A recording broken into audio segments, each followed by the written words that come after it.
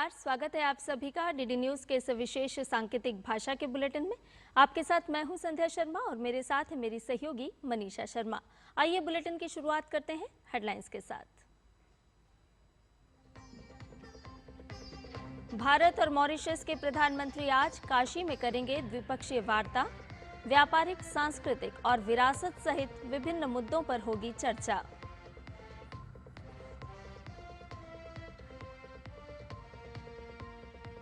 उत्तराखंड के बाढ़ प्रभावित इलाकों का आज हवाई सर्वेक्षण करेंगे प्रधानमंत्री नरेंद्र मोदी। देहरादून में अधिकारियों के साथ उच्च स्तरीय समीक्षा बैठक की करेंगे अध्यक्षता।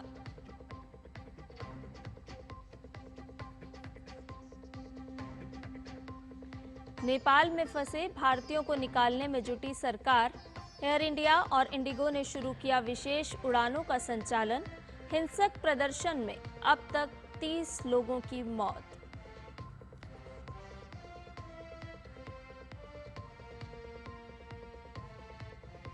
अमेरिकी राष्ट्रपति डोनाल्ड ट्रंप के समर्थक चार्ली कर्क की यूटा यूनिवर्सिटी में गोली मारकर हत्या। हमलावर अब भी फरार।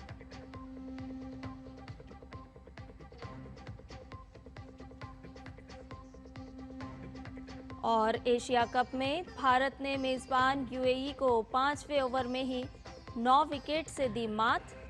कुलदीप यादव ने 4 और शिवम दुबे ने चटकाए 3 विकेट।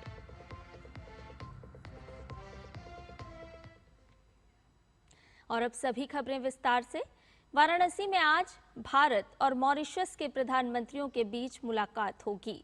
प्रधानमंत्री नरेंद्र मोदी अपने समकक्ष डॉक्टर नवीन चंद्र रामगुलम की मेजबानी करेंगे। मॉरिशस के पीएम 9 से 16 सितंबर तक भारत की राजकीय यात्रा पर हैं।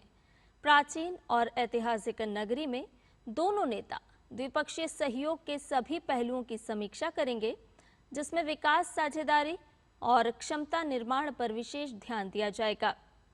स्वास्थ्य, शिक्षा, विज्ञान एवं प्रौद्योगिकी, ऊर्जा, बुनियादी ढांचे के साथ साथ नवीकरणीय ऊर्जा, डिजिटल सार्वजनिक अवसंरचना और ब्लू इकोनॉमी जैसे उभरते क्षेत्रों में सहयोग बढ़ाने के अवसरों पर भी दोनों नेताओं के बीच चर्चा होगी।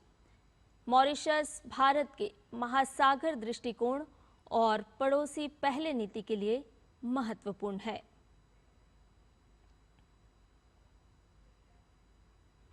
उत्तर प्रदेश के बाद प्रधानमंत्री नरेंद्र मोदी आज उत्तराखंड का भी दौरा करेंगे। पीएम यहां राज्य के आपदा प्रभावित क्षेत्रों का हवाई सर्वेक्षण करेंगे।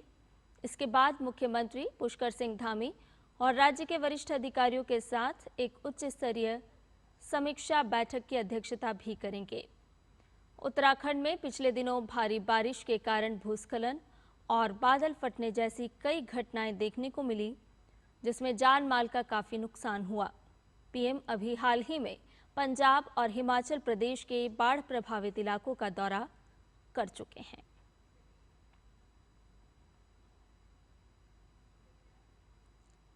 प्रधानमंत्री नरेंद्र मोदी ने गुरुवार को इटली की पीएम जॉर्जिया मेलोनी से बातचीत की।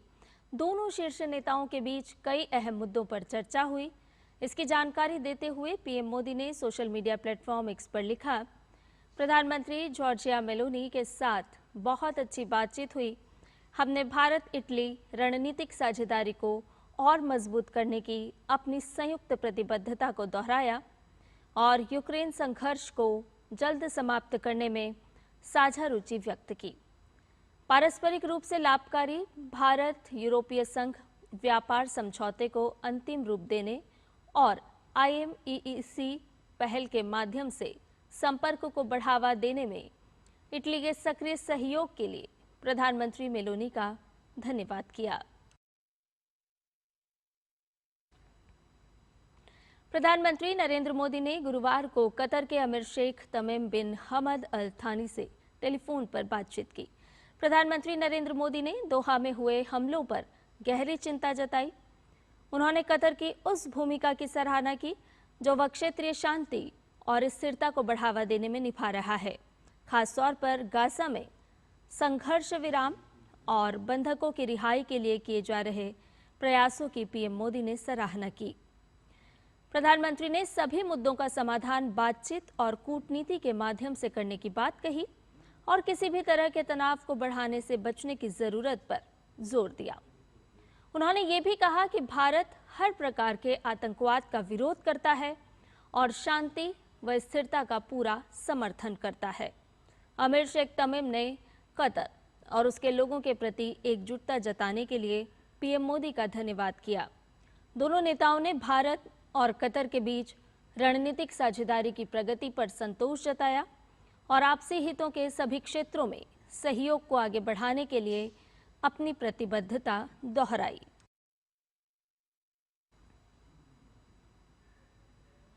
नेपाल में हिंसक प्रदर्शनों के कारण फंसे यात्रियों की मदद के लिए एयर इंडिया और इंडिगो आज भी विशेष उड़ानों का संचालन कर रही है। एयर इंडिया की दिल्ली से काठमांडू और वापसी के लिए विशेष उड़ानों का संचालन जारी है।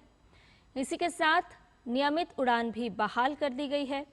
एयर इंडिया ने इस त्वरित व्यवस्था के लिए सरकार और अन्य एजेंसियों का आभार व्यक्त किया है। साथ ही यात्रियों से आग्रह किया है कि एयरपोर्ट पहुंचने से पहले वो फ्लाइट का स्टेटस जरूर चेक कर लें। इसके अलावा किसी अन्य जानकारी के लिए 011-6932-933, 011-6932-9999 नंबर पर कॉल करें। इसके साथ ही इंडिगो की स्थगित उड़ान सेवाएं भी आज फिर से शुरू हो रही हैं। इंडिगो आज से काठमांडू के लिए और वहां से वापसी की निर्धारित उड़ान फिर शुरू कर रही है। इसके अलावा इंडिगो 2 विशेष उड़ान सेवा भी संचालित करेगा।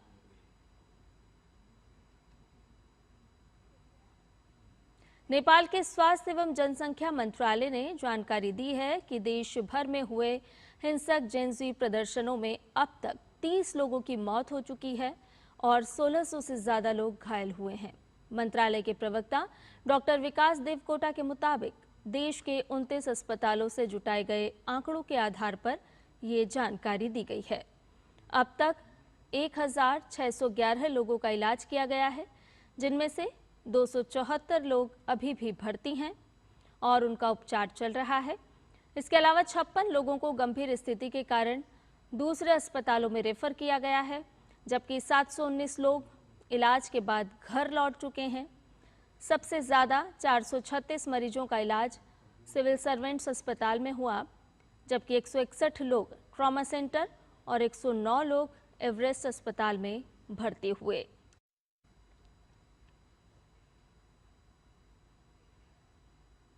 अमेरिका के युवा कंजर्वेटिव नेता और राष्ट्रपति डोनाल्ड ट्रंप के करीबी सहयोगी चार्ली कर्क की बुधवार को गोली मारकर हत्या कर दी गई। कर्क यूटा वैली यूनिवर्सिटी में एक कॉलेज के कार्यक्रम में भाषण दे रहे थे, तभी उन पर हमला हुआ। चार्ली पर यह हमला उस वक्त किया गया जब वो छात्रों के साथ प्रश्नोत्तर सत्र में शामिल थे।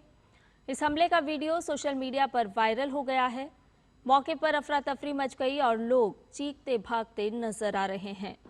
FBI के निदेशकाश पटेल ने कहा कि वो घटना पर करीबी नजर रख रहे हैं और मामले की जांच की जा रही है।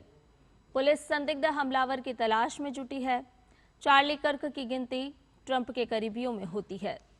कर्क ने 2012 में शिकागो के उपनगर में टर्निंग पॉइंट USA की स्थापना की थी।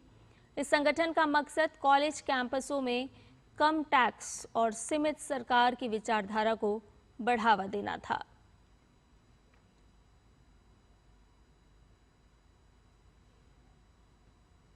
पशु कल्याण मामले को लेकर दिल्ली सरकार ने दिल्ली एनिमल वेलफेयर बोर्ड के साथ अहम बैठक की। विकास मंत्री कपिल मिश्रा की अध्यक्षता में हुई इस बैठक में पशुपालन विभाग, NDMC, MCD एवं अन्य संबंधित विभागों के वरिष्ठ अधिकारी मौजूद रहे। बैठक में दिल्ली के रेबीज नियंत्रण और कुत्तों की जनसंख्या प्रबंधन को मजबूत करने पर विशेष जोर दिया गया। अगले 2 वर्षों में UNDP के साथ मिलकर दिल्ली के लगभग 10 लाख स्ट्रीट डॉग्स को माइक्रोचिप लगाई जाएगी। बैठक में सरकार ने अधिकारियों को जल्द ही डॉग सेंसस और मॉनिटरिंग सिस्टम लागू करने और दिल्ली में स्थित पेट शॉप्स का पंजीकरण अनिवार्य करने के निर्देश दिए। मंत्री कपिल मिश्रा ने कहा कि सरकार दिल्ली में पशुओं से संबंधित सभी समस्याओं के जल्द निवारण के लिए प्रतिबद्ध है। भारत ने एशिया कप 2025 में धमाकेदार शुरुआत की है। टीम ने यूएई के खिलाफ 58 रन का टारगेट सिर्फ 27 गेंदों में हासिल कर लिया। ये भारत का सबसे तेज रन चेज है। अभिषेक शर्मा 30 रन बनाकर आउट हुए, जबकि शुभमन गिल 20 रन पर नाबाद लौटे। बुधवार को दुबई इंटरनेशनल स्टेडियम में भारत ने टॉस जीतकर गेंदबाजी चुनी। यूएई 13 ओवर 1 गेंद में 57 रन पर ऑल आउट हो गई। टीम ने आखिरी 8 विकेट 28 रन बनाने में गंवा दिए। ओपनर आलिशान शराफू ने 22 और कप्तान मोहम्मद वसीम ने 19 रन बनाए। भारत की ओर से कुलदीप यादव ने 4 विकेट झटके, शिवम दुबे ने 3 विकेट लिए। भारतीय टीम की ओर से अभिषेक शर्मा ने 30 रन बनाकर वो आउट हुए।